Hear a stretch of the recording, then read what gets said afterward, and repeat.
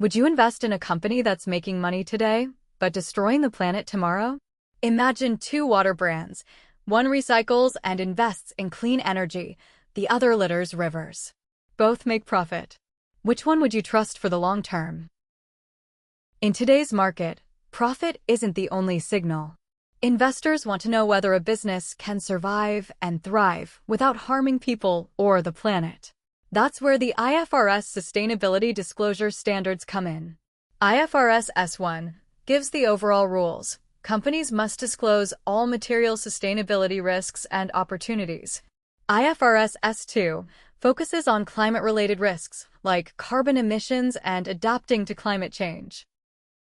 Under these standards, companies must explain how sustainability is governed in their business, their strategies to manage risks and opportunities, how they measure risks like climate impact, the targets they've set, and progress made. These disclosures bring transparency. They build trust with investors and the public. And they help businesses attract funding because money flows to companies preparing for the future. Practical example: a company that reports its emissions, sets clear reduction targets, and explains how it'll transition to cleaner tech. That's the company investors can evaluate and trust. Quick recap. IFRS S1 gives the overall framework. IFRS S2 drills into climate. Together they make sustainability comparable and decision useful.